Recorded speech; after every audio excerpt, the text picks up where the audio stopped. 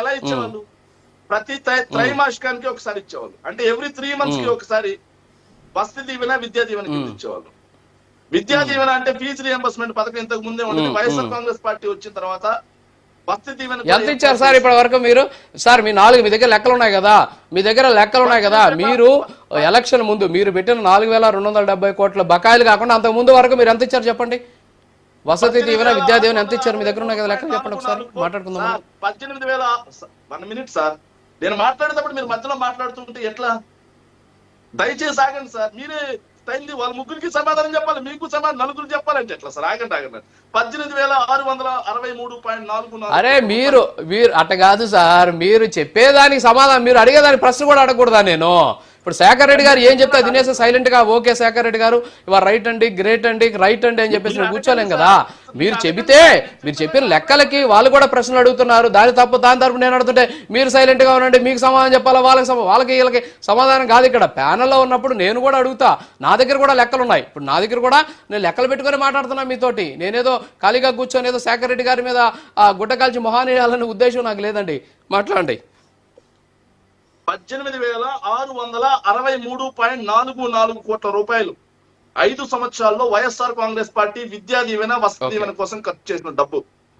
దాదా రండి మాట్లాడండి, మీకు లెక్కలు ఉన్నాయి కదా, తీసుకురండి రాజు గారు, తీసుకురండి. వైఎస్ఆర్ కాంగ్రెస్ పార్టీ అధికారంలో ఉండగా ఒక పాలసీ తీసుకొచ్చింది. ఎవ్రీ 3 months కి వసతి దీవెన, విద్యా దీవెన ఇచ్చే విధంగా ఒక పాలసీ ఒకటి తీసుకొచ్చింది. పాలసీలో భాగంగా డిసెంబర్ 2023 డిసెంబర్ అంటే ఎన్నికలకి 3 నెలల ముందు సార్, డిసెంబర్ వరకు ఉన్న బకాయిలు మొత్తం క్లియర్. చర్చకి మాట్లాడదాం. డిసెంబర్ తర్వాత జనవరి, ఫిబ్రవరి, మార్చ్ ఈ 3 నెలలకి ఇవ్వాల్సిన బకాయిలు మార్చిలో ఎన్నికల కోడ్ ఉందని చెప్పేసి తెలుగుదేశం పార్టీ వాళ్ళు, ఈ కూటమి వాళ్ళే కోర్టుకు వెళ్లి సంక్షేమ పథకాలు ఇవ్వద్దు అని చెప్పేసి కోర్టు నుంచి ఆర్డర్ తీసుకొచ్చారు. తర్వాత సార్ ఏప్రిల్, మే, జూన్ లో వీళ్ళు అధికారంలోకి వచ్చారు. ఆ 3 నెలలది మొత్తంగా 6 నెలల బకాయిలు వాళ్ళు చెల్లించాల్సింది కాస్త చెల్లించట్లేదు.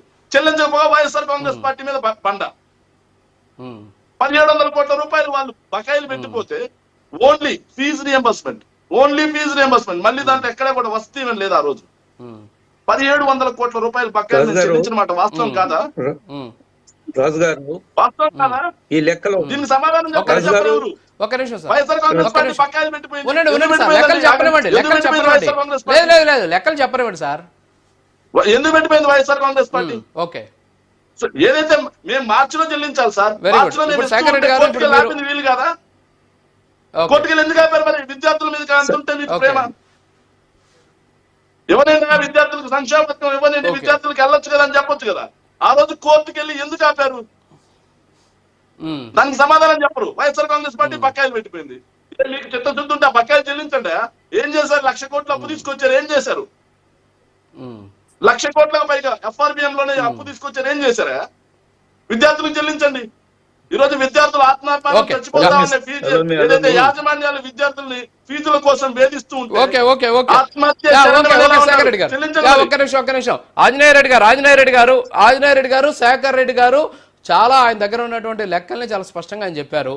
ఇక్కడ నేను మిమ్మల్ని అడుగుతున్న సూటి ప్రశ్న, శేఖర్ రెడ్డి గారు చెప్పిన లెక్కల నుంచే నేను మిమ్మల్ని అడుగుతున్నా. 5 సంవత్సరాలకు సంబంధించి సంవత్సరానికి 3 త్రైమాసికాలు, ఒక త్రైమాసికం సెలవులు పోదు కాబట్టి 3 త్రైమాసికాలే మనం లెక్కేసుకోవాలి. సో ఈ 3 త్రైమాసికాలు లెక్కన సంవత్సరానికి 5 సంవత్సరాలకి 15 త్రైమాసికాలు. సరే, లాస్ట్ త్రైమాసికం వదిలేద్దాం. 14 త్రైమాసికాలకు సంబంధించి మేము 18,000 కోట్లు